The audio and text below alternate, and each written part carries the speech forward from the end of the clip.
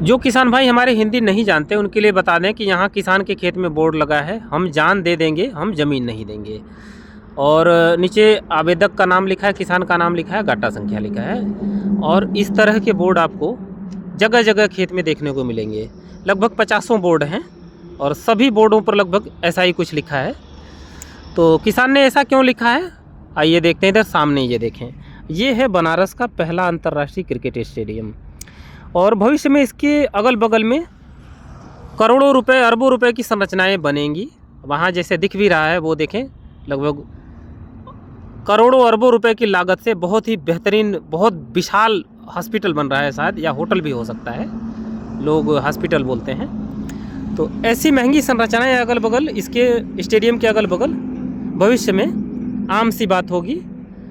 तो यहाँ पर खेत में मोथा घास की जो 7वीं गांठ है उसे निकालता किसान शायद इन चमचमाते भवनों को और इसमें खेलते अंतर्राष्ट्रीय सितारों को, क्रिकेट के जो सितारे हैं उनको शायद उनके शोर शराबे को ही महसूस कर पाए। दर्शकों के बीच का हिस्सा तो नहीं बन पाएगा, क्योंकि 2006 में जब हम पहली बार अंतर्राष्ट्रीय क्रिकेट स्टेडियम का जो टिकट लिया था तो 600 रुपये का था।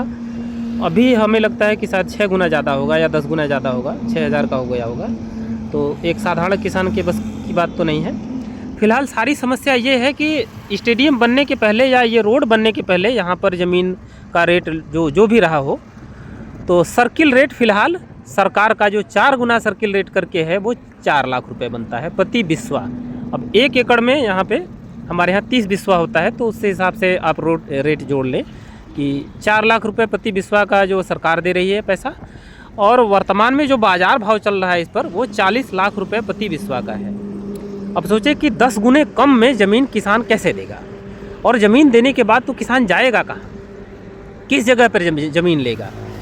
अधिकतर जगहों पर ज़मीन का रेट बनारस में ऐसे ही है, इकट्ठे ज़मीन नहीं मिलने वाली है। किसान अपने पुरखों की संपत्ति बेचकर ये जाएगा कहाँ, या मिर्ज़ापुर की पहाड़ियों में जाए जहाँ पे पानी वगैरह नहीं है। तो किसान का भविष्य टोटल अधर में है।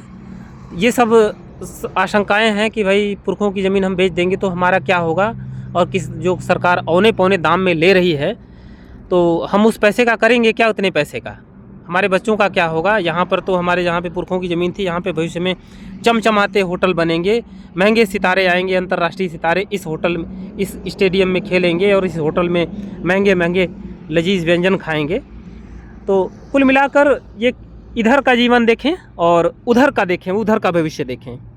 उधर का भविष्य चमचमाता है, भविष्य बहुत बढ़िया है, और इधर का भविष्य टोटल अधर में है कि किसान क्या करेगा, भविष्य में कहाँ जाएगा।